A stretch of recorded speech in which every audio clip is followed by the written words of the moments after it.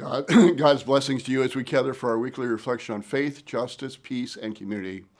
I pray that through these reflections, the Spirit might stir within each of us a greater desire to come to know the God of love, beauty, mercy, justice, and peace, seeking to be spiritually fed in order to better honor God's love and faithfulness to us in the ways that we care for ourselves and for each other. My friends, today is Ash Wednesday, a day we are reminded of our mortality, that we are creatures created from ancient stardust from the beginnings of the universe, and that one day we will return to dust. Ash Wednesday is a necessary beginning for our Lenten journey, as the Universal Catholic Christian Church calls us to a time of reflection and deepened communication with God through prayer, through an emptying of ourselves, of our egos, and the temporary things that preoccupy us, through fasting, and to a greater generosity of spirit in our care for the poor through charitable acts. As we look to this Sunday's readings for this first Sunday of Lent, we encounter Jesus just after he has been returned from his baptism by John in the Jordan River. He has heard very clearly that he is the beloved Son of God. He hears the words, and like any of us, would probably say, "What does that mean for me?"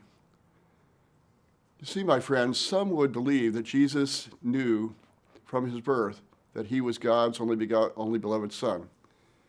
Yet if Jesus was truly human like us, he had to grow into his own identity. Think about it. Jesus had been brought up by his parents with an understanding of what the Messiah, the Son of God, would be, according to their teaching. Would he then be a military leader to overthrow the Roman occupation and return Israel to its former glory? That same spirit that descended upon him at the Jordan now leads him into the desert to sort out the direction that the Father would have him take in his ministry. He had two directions he could take: use his status before God to lord it over others, or embrace his relationship with the Father to show a different way, to exercise a different power that can free everyone to grow into the fullness of their own God-given potential. We know the story. Jesus sits in prayer, fasting for 40 days, emptying himself in order that the Father might fill him with what he needed to move forward. But of course, as Satan often does, he shows up to tempt Jesus, to suggest that he, Satan, has the power to give Jesus a kingdom with unlimited power and glory. Jesus, because he is intimately bonded with his Father in heaven, sees right through Satan and rejects all of his empty promises. By doing so, Jesus invites us to reject the enticements of evil and temptation that offer us instant gratification and fleeting moments of temporary happiness. Each day, my friends, we have two choices: to listen to the voice of the evil one and the forces of division in our world, forces that divide families, racial and ethnic groups, rich and poor, male and female, etc., etc., etc. Forces that often divide us within ourselves.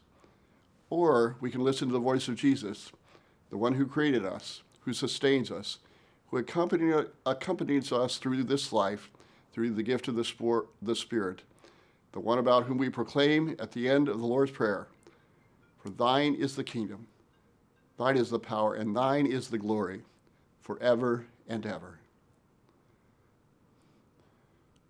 On behalf of the Catholic Christian family here at St. Agatha, I want to thank you for the many ways that you continue to allow the Lord to work through you, with you, and in you. Please join us for our celebrations as we begin the season of Lent this Sunday at 8 a.m. in person or online, or 10:30 Mass in person. Either in person or online, we welcome your participation in our community prayer of praise and thanksgiving. Please share this video with others on Facebook. It is a great way for you to participate in evangelization and spreading the good news. And thank you for all the ways that you allow the Lord to work through you, with you, and in you. And my friends, in all things, be blessed.